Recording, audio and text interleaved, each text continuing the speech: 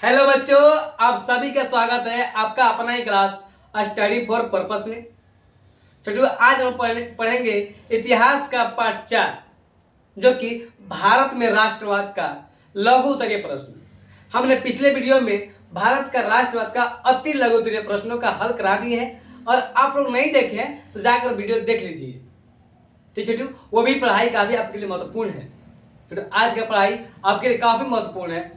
पढ़ने से पहले आप अपने पास कॉपी कलम लेकर बैठ जाइए, ताकि जो पढ़ाई हो आप उसे नोट करके याद करने का प्रयास कीजिएगा, और आपकी क्लास के लिए काफी महत्वपूर्ण पढ़ाई है। ठीक है छोटू, चलो तो पहला सवाल है, असहयोग आंदोलन प्रथम जन आंदोलन था कैसे? अब पीछे दिख रहा होगा, पहले हम लिख दिए हैं, ठीक ना। देखो, असहयोग आंदोलन प्रथम जन आंदोलन था कैसे। इसको आंसर लिखने से पहले हम आपको समझा दें कि छोटू, असहयोग आंदोलन की शुरुआत कैसे हुई, इसका उद्देश्य क्या था, यह किस प्रकार सफल बनाने का प्रयास किया गया। ठीक है, देखो, जब महात्मा गांधी ना दक्षिण अफ्रीका से भारत लौटे तो असहयोग आंदोलन की शुरुआत हुई। समझ गया? शुरुआत कैसी हुई? जब महात्मा गांधी दक्षिण अफ्रीका से भारत लौटे तो असहयोग आंदोलन की शुरुआत हुई। इस आंदोलन का मुख्य उद्देश्य यह था कि ब्रिटिश सरकार के कार्यों में बाधे पहुंचाना, मतलब जो ब्रिटिश सरकार जो कार्य है उनको रुकावट पैदा करना। जब हम इस आंदोलन की बात किए तो आप लोग समझिएगा कि असहयोग आंदोलन का मुख्य उद्देश्य क्या था, ब्रिटिश सरकार के कार्य में बाधा पहुंचाना। समझ में आ रही बात आपको? देखो, तो हम लोग पास इतना पहले अस्त्र शस्त्र था ही नहीं था कि हम अंग्रेज के खिलाफ होकर उससे लड़ाई कर सके। तो उस समय हम लोग को दिमागी खेल खेलना पड़ता था। तो क्या किए गए, जो वकील लोग थे ना उनको माना कर दिया गया कि देखिए आप न्यायालय मत जाइए। इससे क्या होगा, जो न्यायालय में जो कार्य होती थी, कार्य क्या हो जाएगी, बंद हो जाएगी। तो छात्र और छात्राएं थी, इनको ना स्कूल जाने से माना कर दिए गए। ठीक है, आप स्कूल छात्र मत जाइए, जो ब्रिटिश सरकार की जो सरकारी स्कूल कॉलेज थी आप उन्हें पढ़ने मत जाइए। इस प्रकार से ब्रिटिश सरकार के कार्य में ना बाधा पहुंचा सकते थे। अब क्या हुआ कि जो न्यायालय था, इनको जगह पर ना ग्राम पंचायतें होने लगी। ग्राम पंचायतें आपको अच्छी तरह समझा दे रहे हैं कि छोटू, एक स्थान पर बहुत सारे लोग, गांव के एक स्थान पर, किसी एक स्थान पर छोटू बहुत सारे लोग आकर अपने बातों को रखते हैं, और सभी लोग उन बातों सुनते हैं, और उनमें एक मेन व्यक्ति होता है जो इन बातों को अंत में निर्णय दे देते हैं। जो इनके निर्णय के लिए जो व्यक्ति खड़े होते हैं मेन, उनको ना इस सब बातों को मानना पड़ता था। जो निर्णय लास्ट में सुनाते वो सभी व्यक्तियों को मानना पड़ता था। जो न्यायालय में जो कार्य होती थी, अब वो ग्राम पंचायतें में भी कार्य होने लगी, और स्कूल कॉलेजों के स्थान पर छोटू कांग्रेस के स्कूल और विद्यापीठों की स्थापना हुई। छोटू, इस आंदोलन में जो प्रत्येक लोग थे तो अपना सब कुछ त्याग करने के लिए तैयार थे, सब कुछ निछावर करने के लिए तैयार थे। तो इस प्रकार से हम कह सकते हैं कि असहयोग आंदोलन प्रथम जन आंदोलन था। आप लोग समझ में आया? नहीं आया? हम इस बात को मानते हैं, फिर समझने का प्रयास कीजिएगा।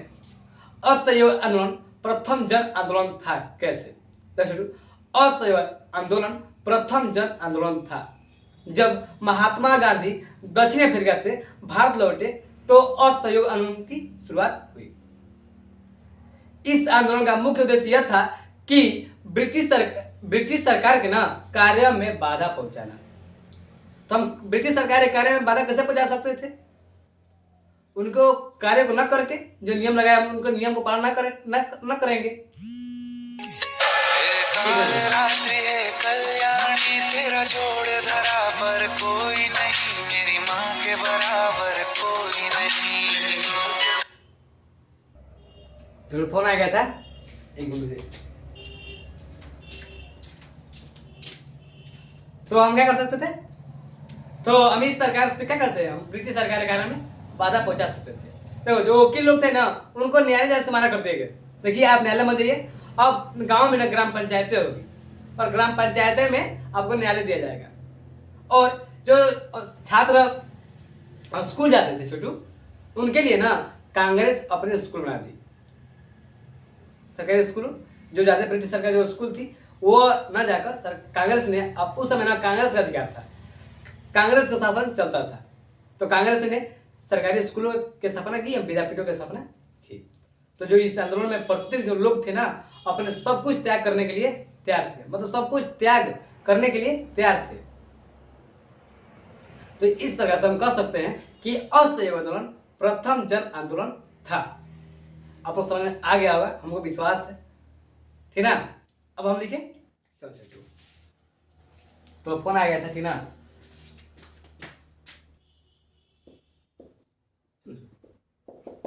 देखो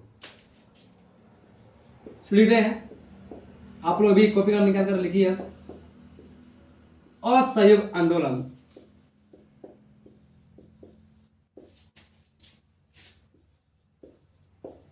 प्रथम जन आंदोलन था।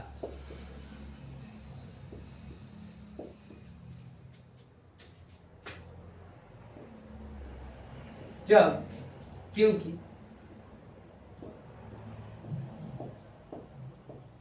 क्योंकि जब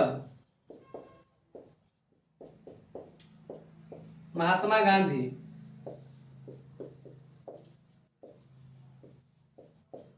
दक्षिण अफ्रीका से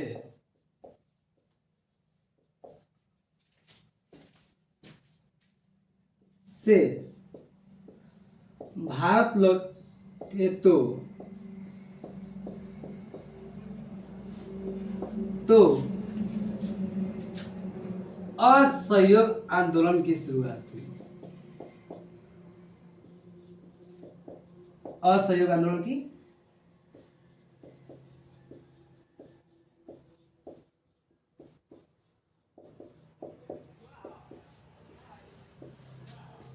शुरुआत हुई। इस आंदोलन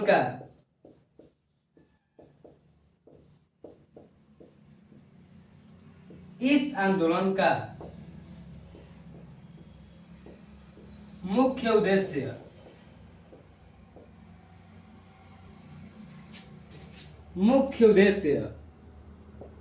यह था कि ब्रिटिश सरकार के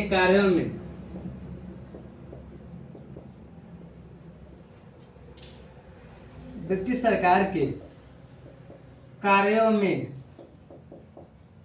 बाधा पहुंचाना।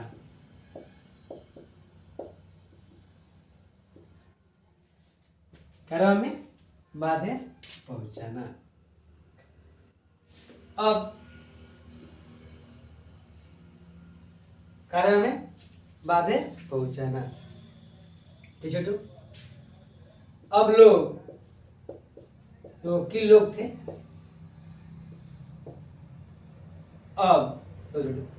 अब वकील लोग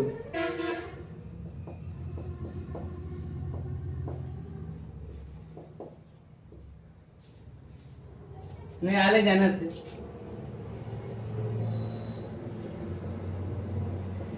मना कर दिए। छात्रों को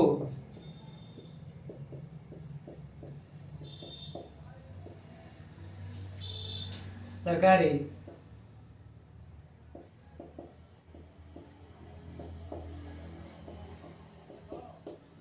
और स्कूल कॉलेजों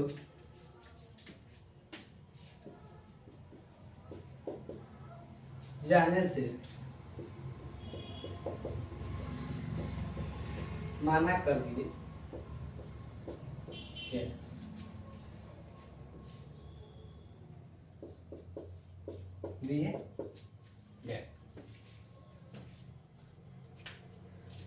यह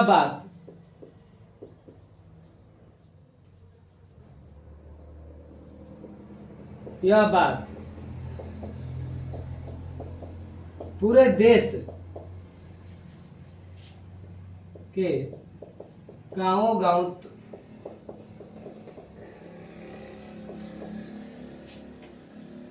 तक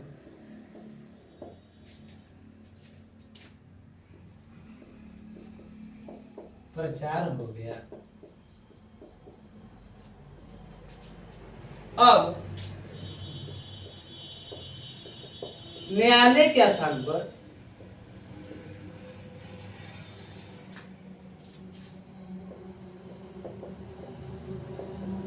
के स्थान पर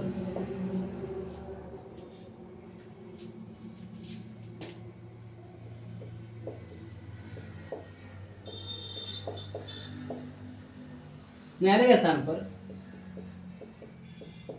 गांवों में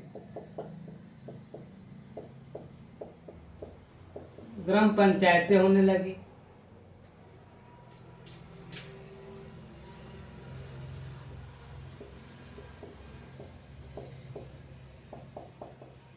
होने लगी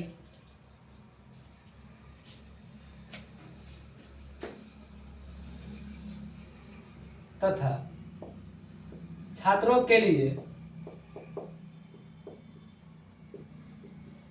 कांग्रेस ने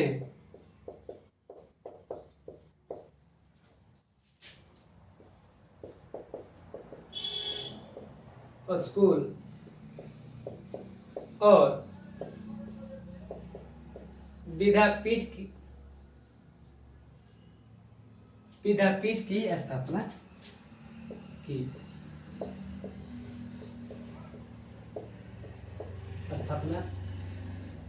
की। इस आंदोलन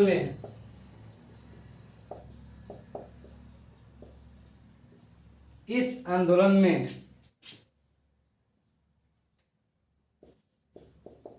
लोग अपना सब कुछ त्याग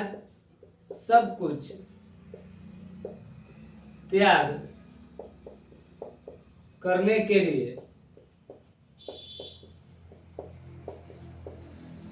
के लिए तैयार थे। तो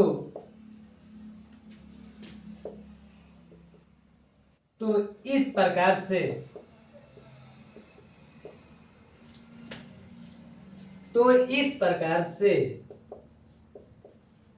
हम कह सकते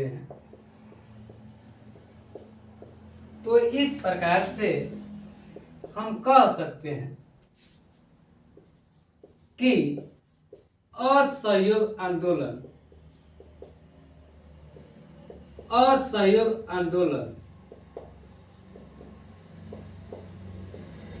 प्रथम जन आंदोलन था। असहयोग आंदोलन प्रथम जन आंदोलन था। ठीक है, अब लिख लीजिए। ठीक, संध्या लिख रहे, संध्या लिख लीजिए पहले। सबको दिख रहा है ना? दिख तो रहा है। असहयोग आंदोलन प्रथम जन आंदोलन था। ठीक है, आपको कहानी जैसे समझकर परीक्षा में अपने मन से लिख देना है, ठीक ना?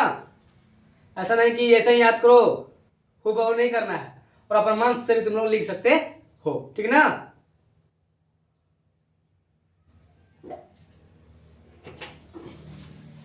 बस कहानी याद होना चाहिए, ठीक ना? असहयोग आंदोलन था प्रथम जन आंदोलन कैसे, तो ऐसे। ठीक है, देखो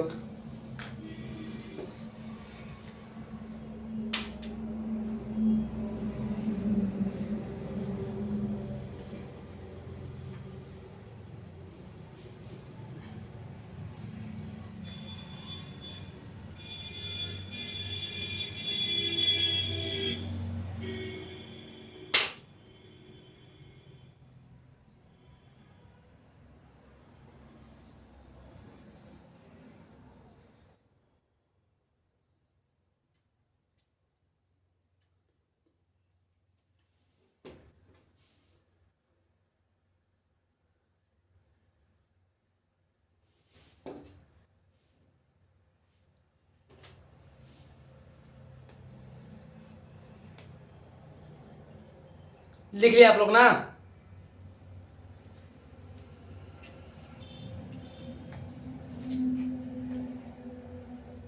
चलिए अब इसको मिटा दें।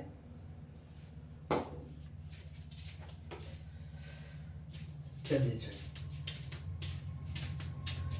हाँ मिटा तो समझा था आप लोगों को। देखो, असहयोग आंदोलन प्रथम जन आंदोलन था, क्योंकि जब महात्मा गांधी दक्षिण अफ्रीका से भारत लौटे तो असहयोग आंदोलन की शुरुआत हुई। इस आंदोलन का एक मिनट खड़ी पाई। इस आंदोलन का मुख्य उद्देश्य यह था कि ब्रिटिश सरकार के कार्यों में बाधा पहुंचाना। तो अब कार्य बाधा कैसे पहुंचा सकते थे हम पहले समझा दिए, ठीक ना। अब वकील लोग न्यायालय जाने से मना कर दिए गए और छात्रों को सरकारी स्कूल कॉलेज जाने से मना कर दिए गए। तो यह बात पूरे देश के गांव गांव तक प्रचार हो चुका था। जो देश धर्म होता है भारत, गांव तक प्रचार हो चुका था, ठीक ना, हो गया। अब न्यायालय के स्थान पर ना गांव में ग्राम पंचायतें होने लगी। तब छात्रों के लिए कांग्रेस ने स्कूल और विद्यापीठों की स्थापना की। इस आंदोलन में लोग ना अपना सब कुछ त्याग देने के लिए तत्पर थे, ठीक ना, करने के लिए तैयार थे। तो इस प्रकार से हम कह सकते हैं कि असहयोग आंदोलन प्रथम जन आंदोलन था। चलिए हम विश्वास है आप लोग लिख लिए होंगे। चलिए क्या थे जनाब?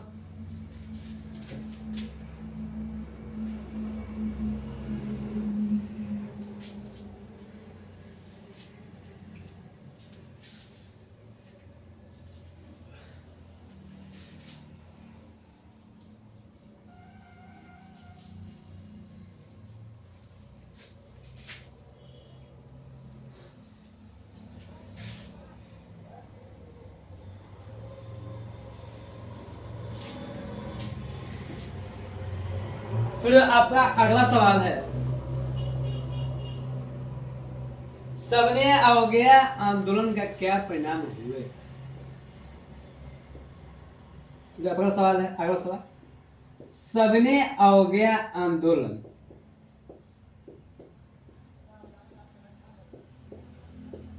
के क्या परिणाम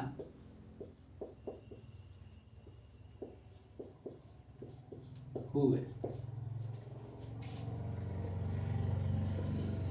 उत्तर लिखने से पहले समझा दें ताकि आपको लिखने में कोई दिक्कत ना हो, ठीक ना। जब हम आंसर लिखे तो आप उस समय से सभी बातों को समझ जाइए, ठीक है। चलो सबने अवज्ञा आंदोलन के क्या परिणाम हुए? तो छोड़ो, सबने अवज्ञा आंदोलन ना निम्न परिणाम हुए। इस आंदोलन में सबसे बड़ी संख्या में सबसे अधिक भारतीय लोगों ने भाग लिए।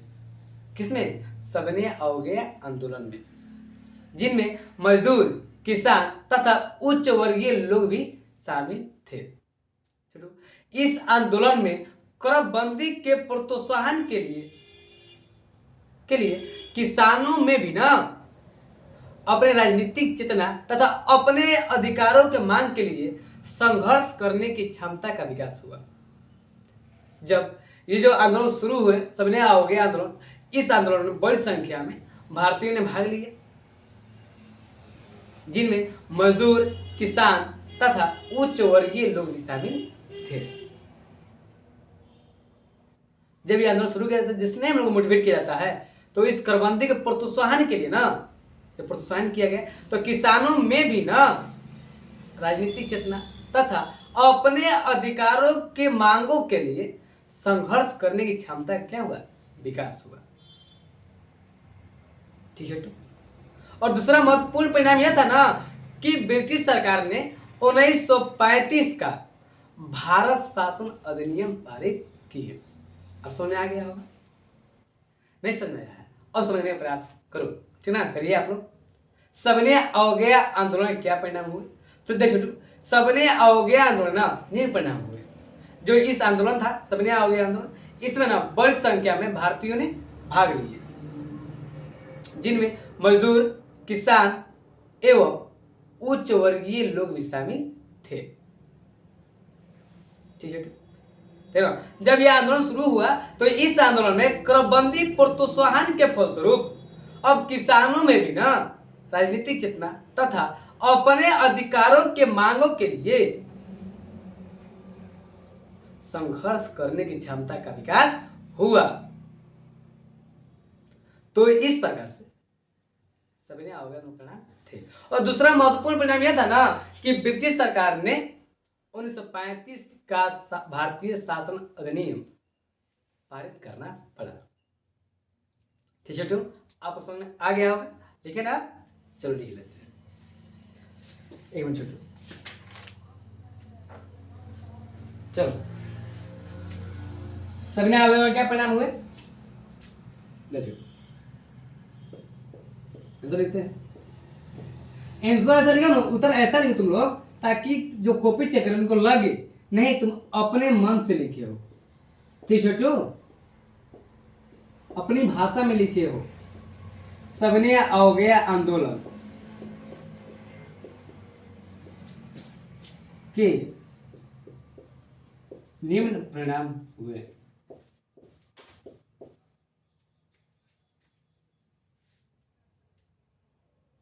निम्न परिणाम हुए।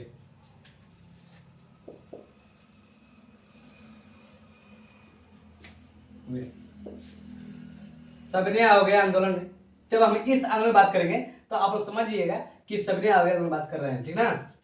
इस आंदोलन में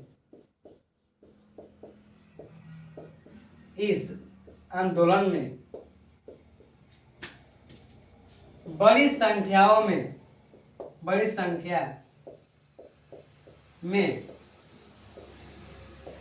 भारतीयों ने भाग लिए, जिनमें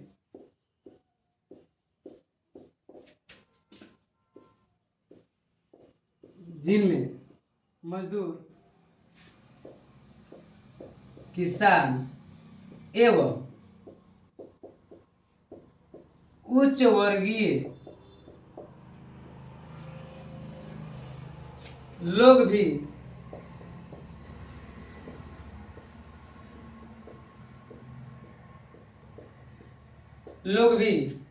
शामिल थे। इस आंदोलन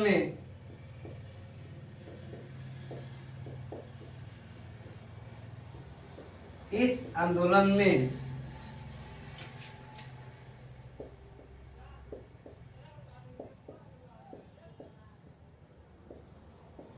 क्रमबंदी प्रोत्साहन,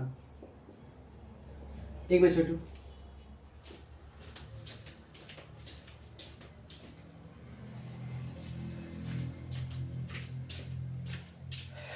चलो चलो, इस आंदोलन में क्रमबंदी प्रोत्साहन के फलस्वरूप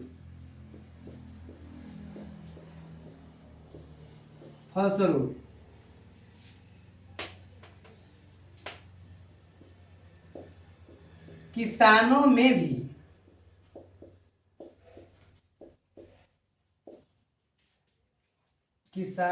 भी राजनीतिक चेतना, राजनीतिक चेतना तथा अपने अधिकारों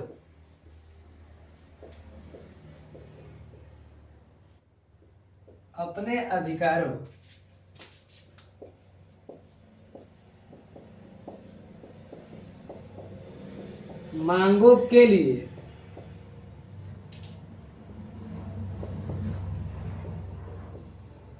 संघर्ष करने की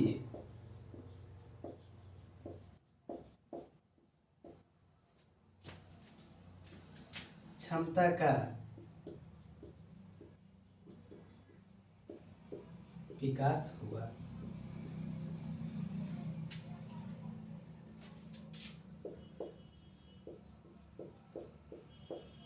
दूसरा परिणाम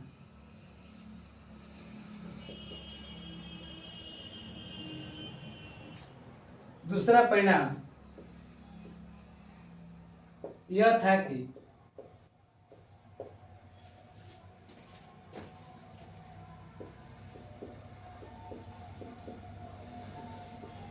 ब्रिटिश सरकार ने 1935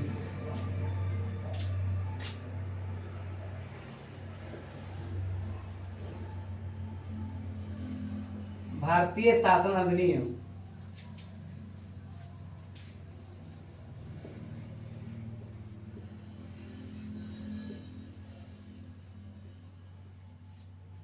तो 35 का भारतीय शासन अधिनियम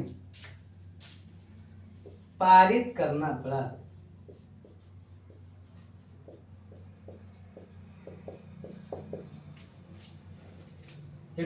यही थी सपने आओगे आंदोलन की परिणाम।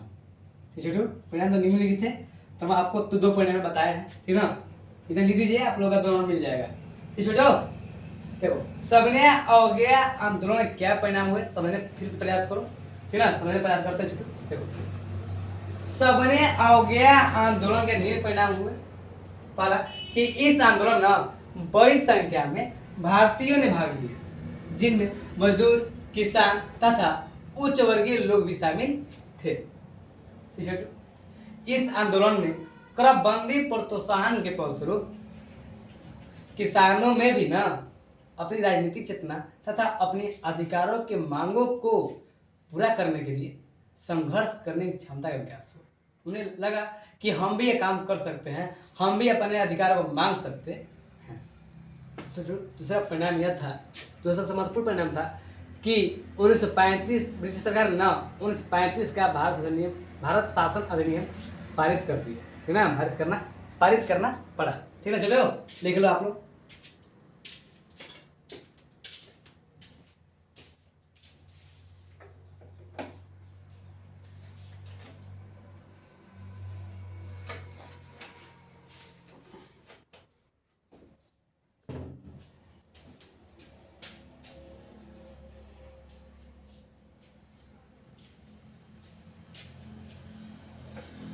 लिख लिया आप लोग। हम आगे बढ़े।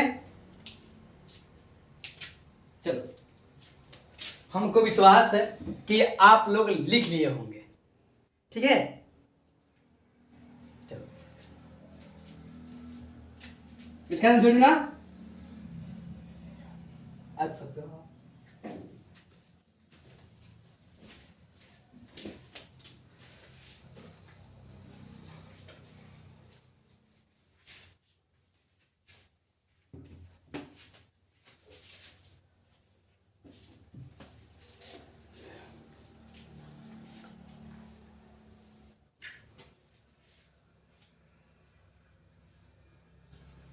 छोड़ो, हमारा पेपर हाथ में याद करना प्रयास करो।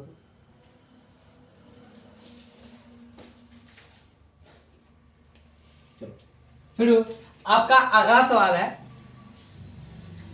भारतीय राष्ट्रीय कांग्रेस की स्थापना किन परिस्थितियों में हुई। चलो पहले सवाल लिख लेते हैं, उसके बाद आपको हम समझाएंगे, ठीक ना। चलो चलो, तुम्हारा क्वेश्चन नंबर तीसरा है, भारतीय राष्ट्रीय कांग्रेस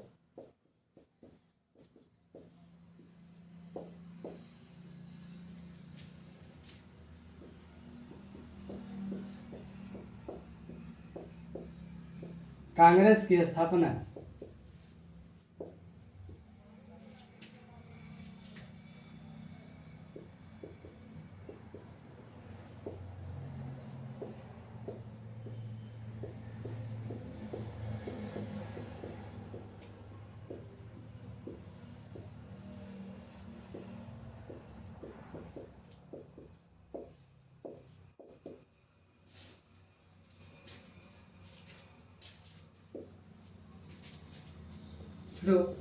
उत्तर लिखने से पहले हम आपको समझा दें, ताकि आपको लिखने में याद करने में तकलीफ ना हो।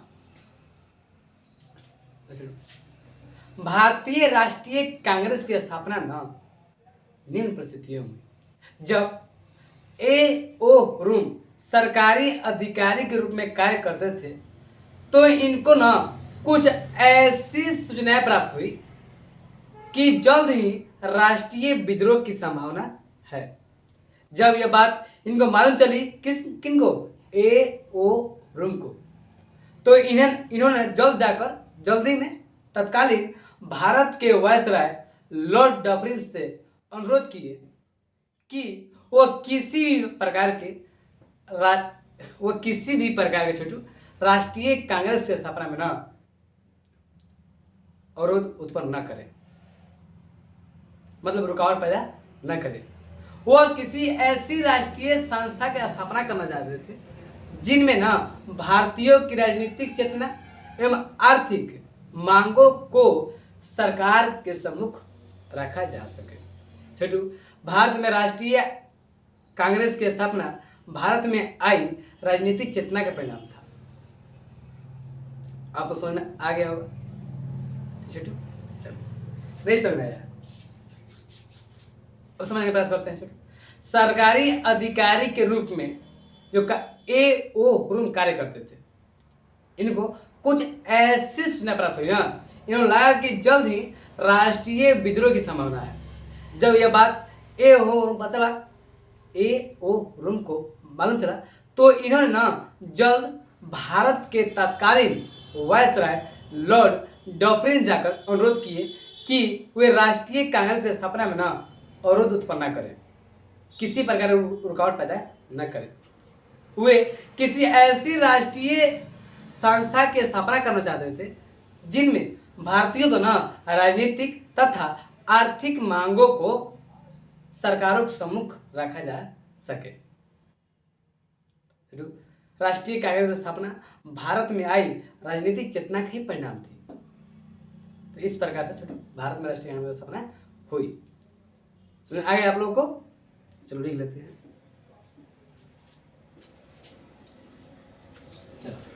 चलो, सरकारी अधिकारी के रूप में आप लोग इसे लिखते जाइए और लिखकर आप लोग याद करने का प्रयास कीजिएगा, ठीक ना। सरकारी अधिकारी के रूप में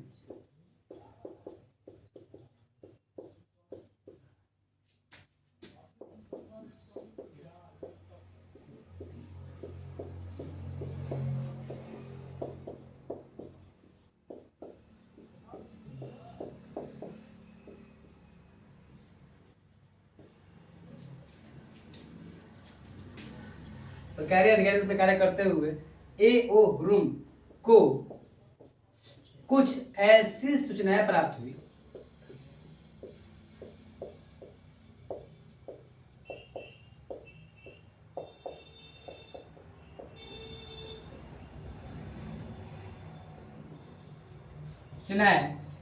हुई कि शीघ्र ही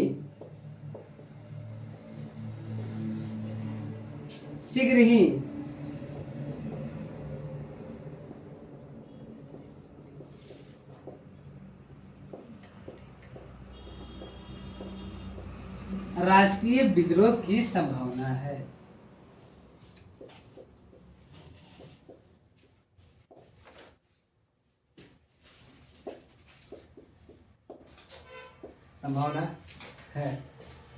इसलिए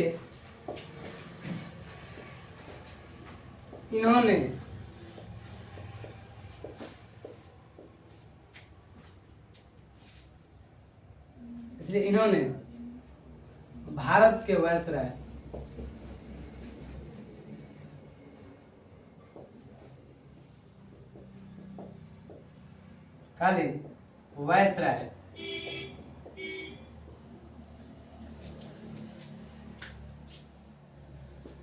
लॉर्ड डफरिन से अनुरोध किए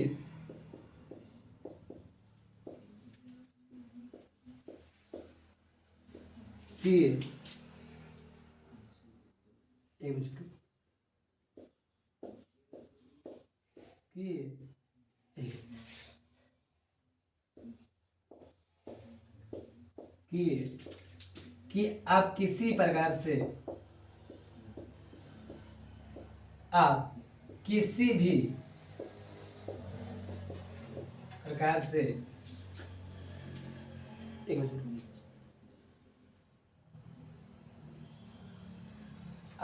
प्रकार से राष्ट्रीय कांग्रेस की स्थापना में रुकावट पैदा न करें। राष्ट्रीय कांग्रेस की स्थापना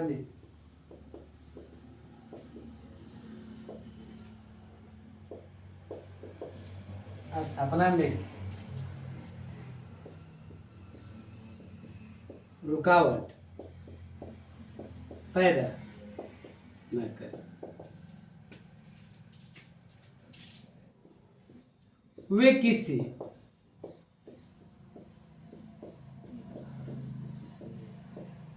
ऐसी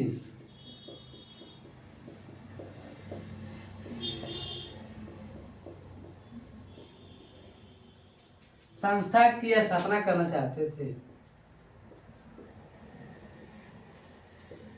स्थापना करना चाहते थे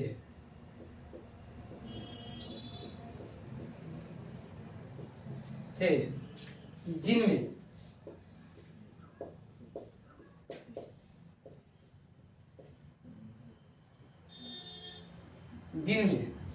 भारतीयों को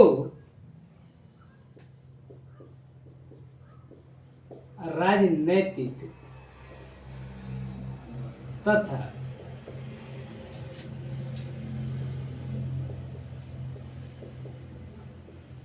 आर्थिक मांगों को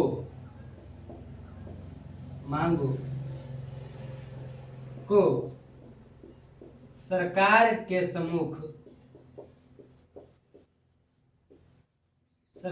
सम्मुख रखा जाए।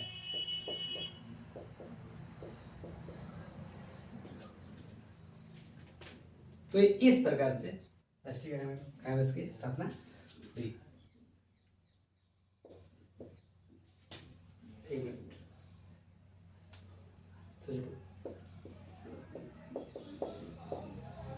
राष्ट्रीय कांग्रेस की स्थापना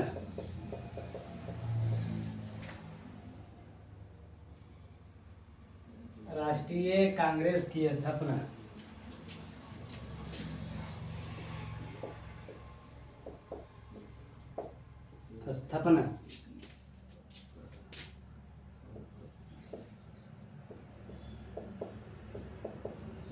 भारत में आई राजनीतिक चेतना का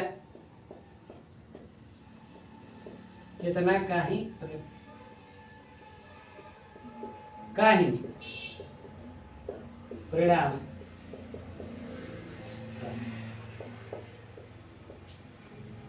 तो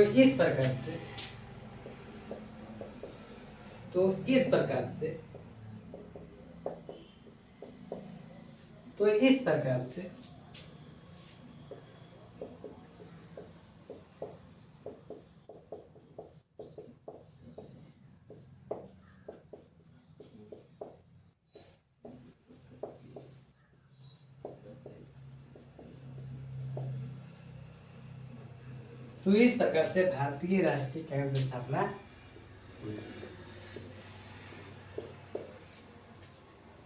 ठीक है, अब लिख लिए। विशाल लोग नहीं लिखे होंगे तभी, अभी तो हम ही लिख रहे थे। ठीक है, आप लोग लिखिए और इसे याद करने का प्रयास भी कीजिएगा। ठीक ना, परीक्षा में काफी इंपोर्टेंट है, कभी पूछ भी लिया है। तो आप लोग पिछले जो एग्जाम हो गया है तो आप लोग देखिएगा ना, इस सवाल दिया है। ठीक ना, आप लोग इसे लिख कर याद करने का प्रयास कीजिएगा, ना कि कुछ सिर्फ कॉपी में रखिएगा। ठीक है, चलो देख लो,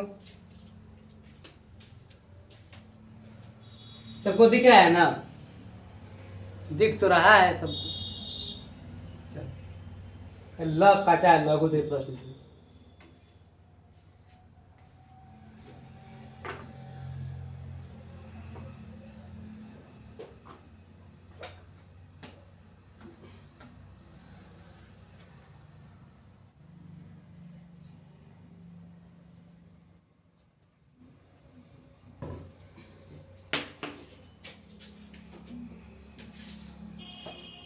एक बार फिर समझ लो।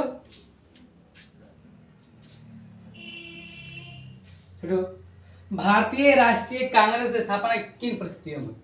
सुन सकते हैं कि भारतीय राष्ट्रीय कांग्रेस स्थापना निम्न परिस्थितियों में हुई। देखो, सरकारी अधिकारी के रूप में ना ए ओ हुरुम को कुछ ऐसी सूचनाएं प्राप्त हुई कि शीघ्र ही राष्ट्रीय विद्रोह की संभावना है। इसलिए इन्होंने ना लॉर्ड डफरिन से अनुरोध किया कि आप राष्ट्रीय कांग्रेस स्थापना में किसी प्रकार से रुकावट पैदा न करें, किसी भी प्रकार से रुकावट पैदा न करें।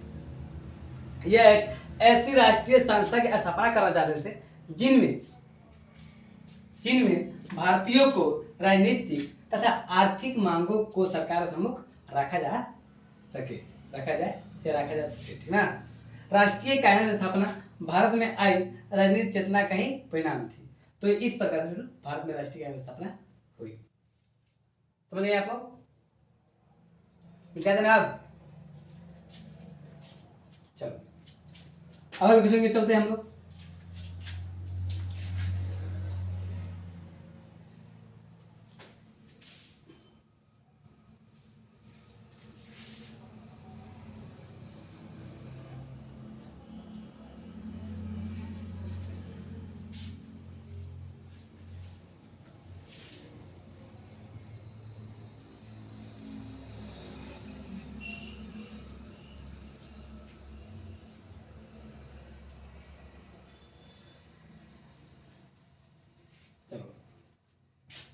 चलो अब अगला सवाल है, बिहार के किसान आंदोलन पर एक टिप्पणी लिखें।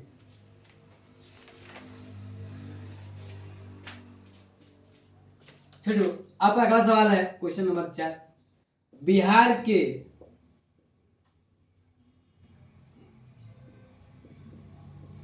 बिहार के किसान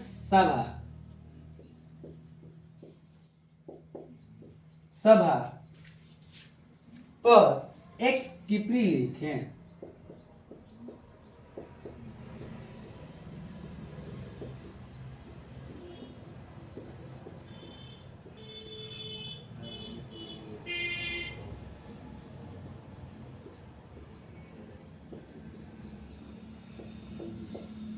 लिखे खड़ी पाई, देखो उत्तर लिखे, इस पर आपको समझा दें।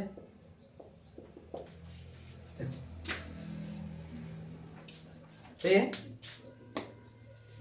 बिहार में किसान सभा पर टिप्पणी लिखे, कहा है इन्होंने। देखो जब स्वामी साजानंद न किसान सभा का नेतृत्व करना शुरू किए तब सन 1928 के बाद न बिहार में किसान सभा और शक्तिशाली हो गए,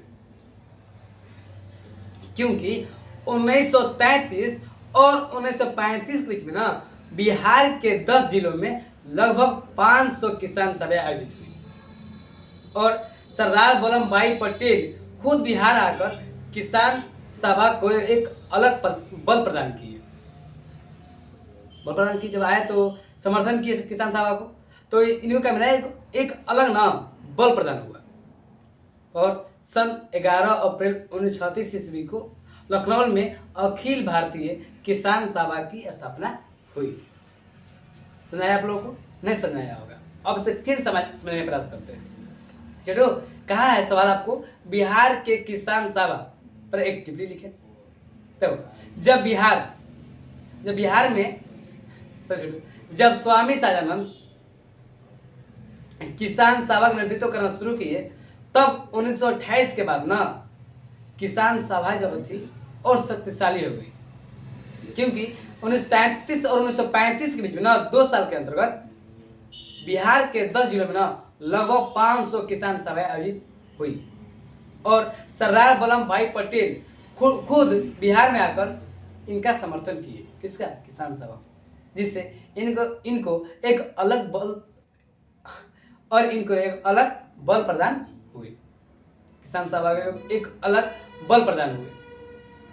तो इस प्रकार से सन 1936 ईस्वी मतलब 11 अप्रैल 1936 ईस्वी को ना लखनऊ में ना अखिल भारतीय किसान सभा की स्थापना हुई। समझिए आप लोग? चलिए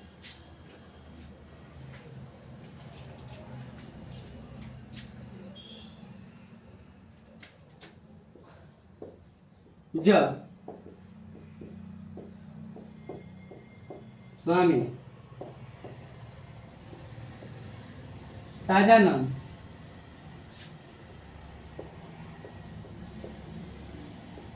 किसान सभा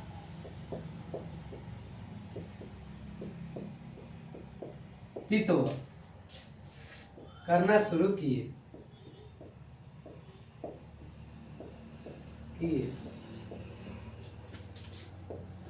तब 1928 के बाद तब सन 1928 के बाद किसान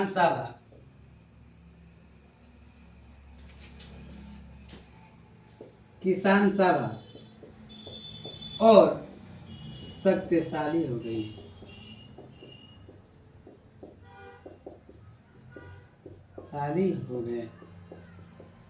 हो गई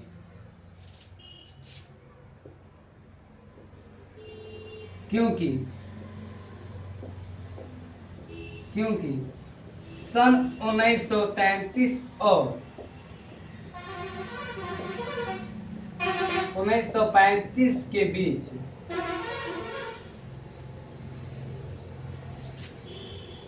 बिहार के 10 जिलों में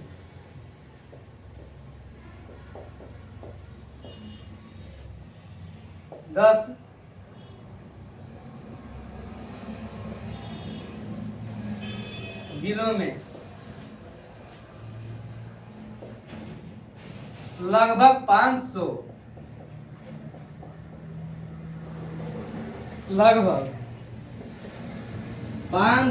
किसान सभाएं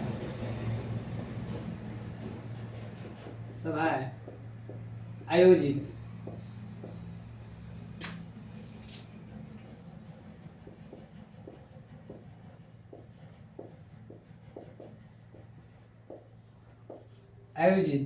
हुई। सरदार वल्लभ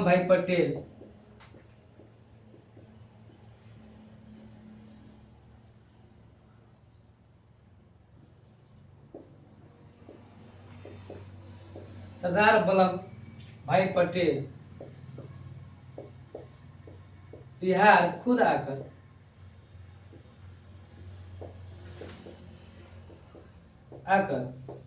किसान सभा को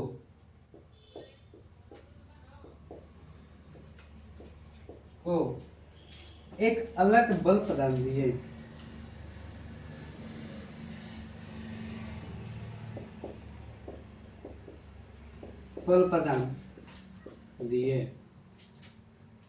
तो इस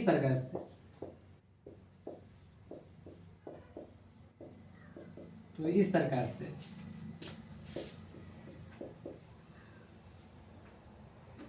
11 अप्रैल 1936 ईस्वी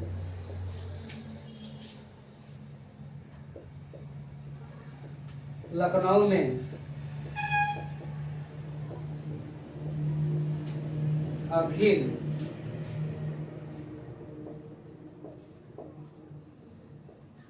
भारतीय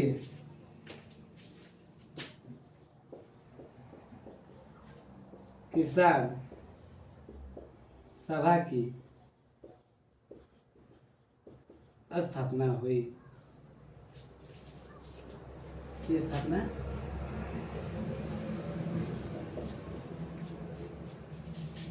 है, ये जितने साल पढ़ रहे हैं हम लोग सभी प्रश्न 2 नंबर के हैं। ठीक है, चलो बिहार किसान सभा पर टिप्पणी लिखें। जब स्वामी साजानंद किसान सभा का नेतृत्व करना शुरू किए तब 1928 के बाद किसान सभा और शक्तिशाली हो गई, क्योंकि सन 1933 और 1935 के बीच बिहार के 10 जिलों में लगभग 500 किसान सभाएं आयोजित हुई।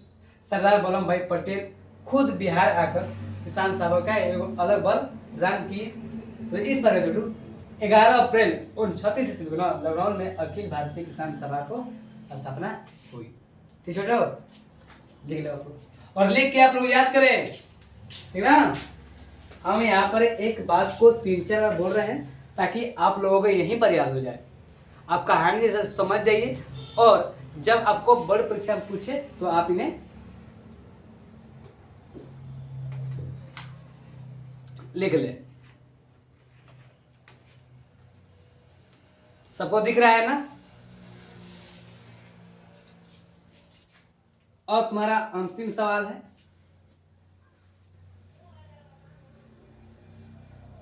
ना? इसके बाद तुम्हारा अंतिम सवाल है। ठीक ठीक ठीक छोड़ो, पहले से लिख ले आप लोग।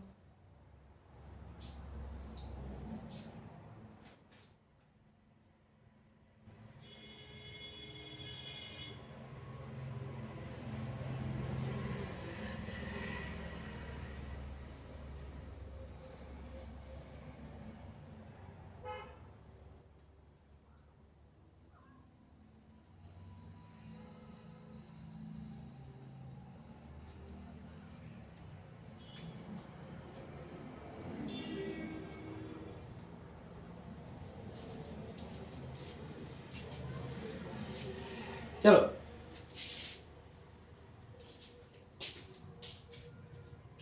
हमको विश्वास है कि आप लोग लिख चुके होंगे।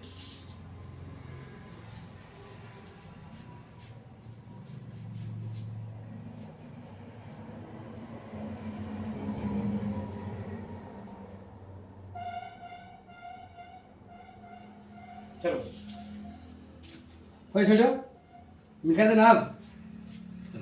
जो बच्चा नहीं लिखा है वो वीडियो पीछे करके देखकर आप लोग लिख लीजिएगा, ठीक ना?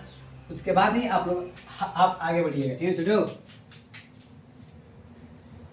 वीडियो पढ़ो, पढ़ाई बहुत जरूरी है तुम लोगों के लिए। अब बोर्ड परीक्षा में 3 किधर बच्चे हैं, बस 1 महीना ना। जो भी परिस्थिति में हो उसी परिस्थिति में पढ़ाई करो, ठीक ना? काफी पढ़ाई महत्वपूर्ण है छोटू।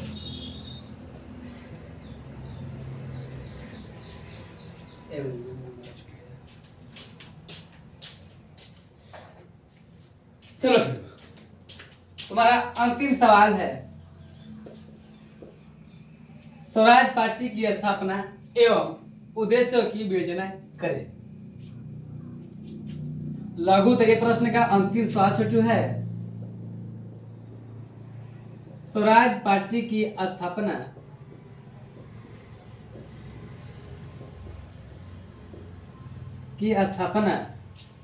एवं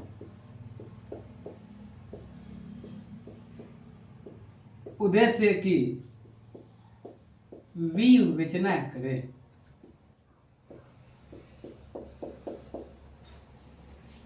की स्थापना एवं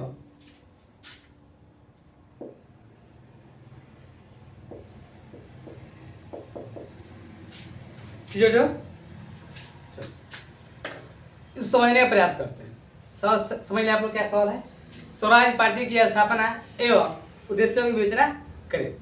अब छोटू हम लोग समझते हैं, आप हमारी बातों को ध्यान सुनिएगा, ठीक ना? देखो, जब महात्मा गांधी ना असहयोग आंदोलन बंद किए, तब ना कुछ नेताओं ने शुद्ध होकर एक अलग दल का निर्माण किए, जिनका नाम ना स्वराज दल रखा गया। स्वराज दल की स्थापना 1 जनवरी 1923 ईस्वी को हमारे देश बंधु चित्तरंजन दास तथा मोतीलाल नेहरू ने की। आप स्थापना समझ गए? नहीं समझे? फिर समझने का प्रयास कीजिए। जब महात्मा गांधी असहयोग आंदोलन बंद किए, तब ना कुछ नेताओं ने शुद्ध होकर और दुख होकर एक अलग दल का निर्माण किया। एक अलग दल का निर्माण किए, जिनका नाम स्वराज दल रखा गया। बात है समझ में? ठीक है। इस दल की स्थापना, स्वराज दल की स्थापना 1 जनवरी 1923 ईस्वी को ना हमारे देश बंधु चित्तरंजन दास एवं मोतीलाल नेहरू ने की। समझ आ गया? इतना लिख देंगे तो मिल जाएगा, ठीक ना? अब पूछा उद्देश्य। स्वराज पार्टी, स्वराज दल का निम्नलिखित उद्देश्य थे। पहला यह था कि भारत को स्वराज दिलाना। भारत को स्वराज दिलाना मतलब, स्वराज मतलब होता है इंग्लिश इसका सेल्फ रूल। ठीक है, भारत को स्वराज दिलाना। और दूसरा यह था कि परिषद में ना असहयोग के कार्यक्रम को प्रयोग में लाना और असहयोग ना असहयोग आंदोलन को सफल बनाना। ठीक है, एक मिनट। हाँ, यही बात है। मतलब परिषद में असहयोग के कार्यक्रम को अपनाना और असहयोग को सफल बनाना। और तीसरा कार्य यह था कि ब्रिटिश सरकार के कार्यों में अड़ंग लगाना। मतलब ब्रिटिश सरकार के कार्य में बाधा पहुंचाना ताकि उनका कार्य ना सुचारू रूप से न चल सके और अपने नियमों को बदलने के लिए वो क्या हो जाए, विवश हो जाए। छोटू, तीसरा भी यही है। छोटू क्या है, सरकार का घोर विरोध करना, जो ब्रिटिश सरकार का घोर विरोध करना, उनके कार्य में ना अड़ंग लगाना, उनके कार्य में रुकावट पैदा करना, जिसके वजह से उनका कार्य सुचारू रूप से न चल सके, अच्छे से न चल सके, जिसके कारण ब्रिटिश सरकार ना अपने नियमों को परिवर्तन करने के लिए ना विवश हो जाए। इतना ही उद्देश्य लिख दोगे तो आप लोग दोनों मिल जाएगा। समझ आया सभी को? चलो देखते हैं। चलो, तुम्हारा अंतिम सवाल है और इससे समझने का प्रयास कीजिएगा और इसे लिखकर आप लोग याद कीजिएगा। ठीक है, चलो आप लोगों को याद करना बहुत जरूरी है। जब पढ़ने का मन ना करे तो अपने माँ बाप के चेहरा एक बार देख लीजिएगा, वो किस प्रकार से मेहनत करके आपको पढ़ने के लिए रुपए देते हैं। ठीक है, बस इतना ही देख लीजिएगा। और आप लोग इतना बच्चा है नहीं कि आप लोग समझाना पड़े। चलो, स्वराज पार्टी की स्थापना, स्वराज्य पार्टी की स्थापना, यही छोटे सवाल है। हाँ देखो तो लिखते हैं आंसर।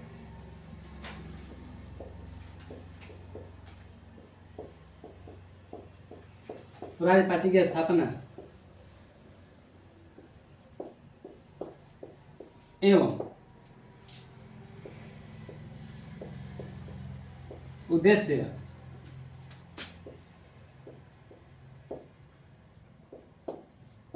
निम्न प्रकार से थे। निम्न प्रकार से थे। पहला पढ़ते हैं, स्वराज पार्टी की स्थापना।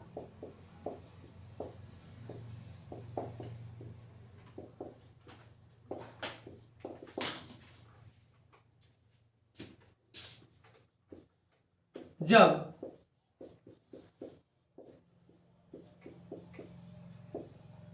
महात्मा गांधी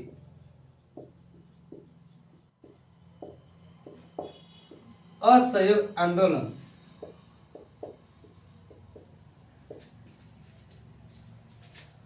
आंदोलन बंद किए, तब कुछ नेताओं ने शुद्ध होकर एक अलग दल का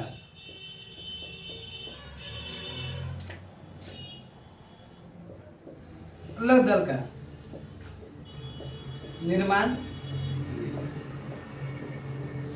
जिनका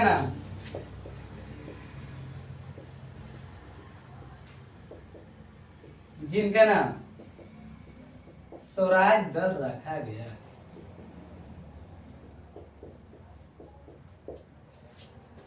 इस दल की स्थापना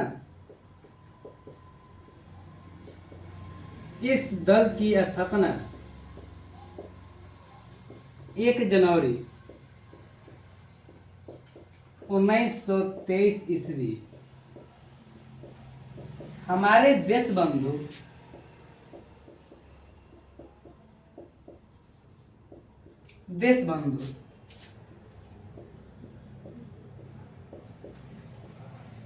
चित्तरंजन दास और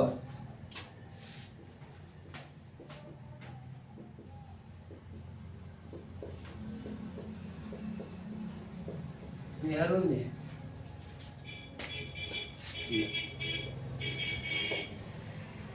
ठीक है छोटो। चलो अभी पढ़ेंगे स्वराज पार्टी स्वराज दल का उद्देश्य।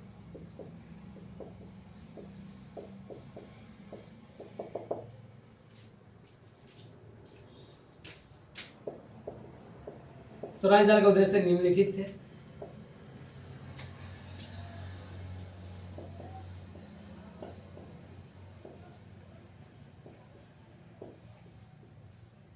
निम्न प्रकार से थे। फिर पहला, भारत को स्वराज्य दिलाना। स्वराज दिलाना।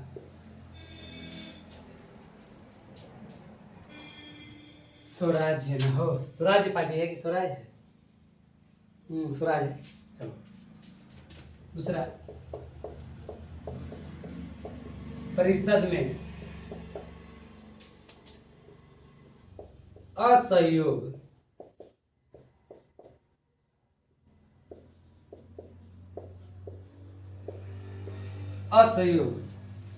कार्यक्रम को अपनाना।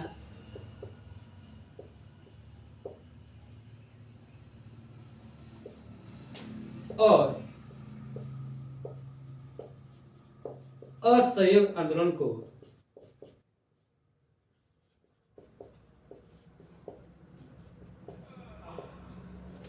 को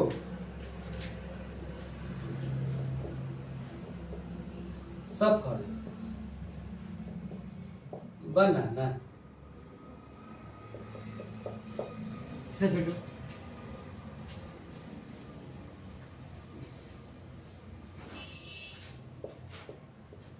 ब्रिटिश सरकार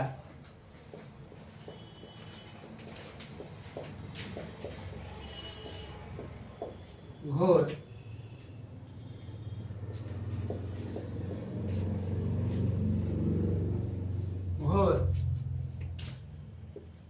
विरोध करना तथा इनके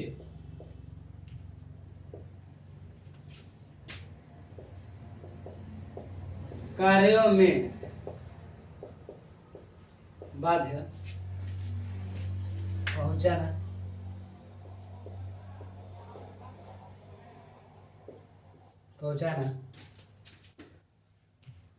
छोड़ दो, कार्य में बाधा पहुंचाना, जिसके वजह से इनके कार्य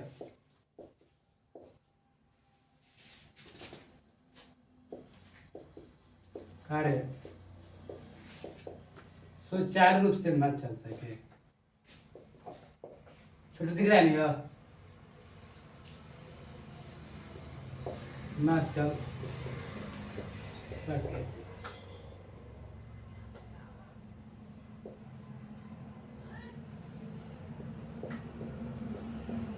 और सरकार को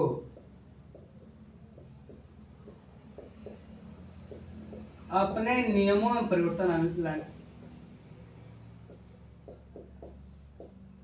नियमों को बदलने के लिए विवश हो जाए।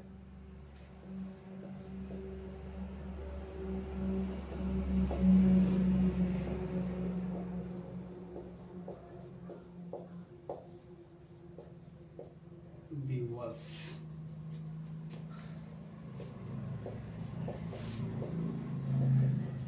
हो जाए। लिख लो। तो लिखे हैं, स्वराज दल का उद्देश्य निम्न प्रकार से था। पहला, भारत स्वराज दिलाना। और दूसरा, परिषद में असहयोग कार्यक्रम को अपनाना और असहयोग आंदोलन को सफल बनाना। तीसरा, ब्रिटिश सरकार के घोर विरोध करना तथा इनके कार्य में बाधा पहुंचाना, जिसके वजह से इनके कार्य सुचारू रूप से न चल सके और सरकार अपने नियमों को बदलने के लिए विवश हो जाए। ठीक है ना? ये सब कार्य कहाँ करते थे पता है तुमको? लड़ा पड़ा है ना असहयोग आंदोलन में, कि ब्रिटिश इसका असहयोग आंदोलन का मुख्य उद्देश्य यही था कि ब्रिटिश सरकार के कार्य में बाधा पहुंचाना। चलो अब लिख लीजिए, ठीक ना? यही आपका अंतिम सवाल है। ठीक, छोड़ो लिखो। सब दिख रहा है? छोड़ दे तो। हाँ दिख तो रहा है। चलो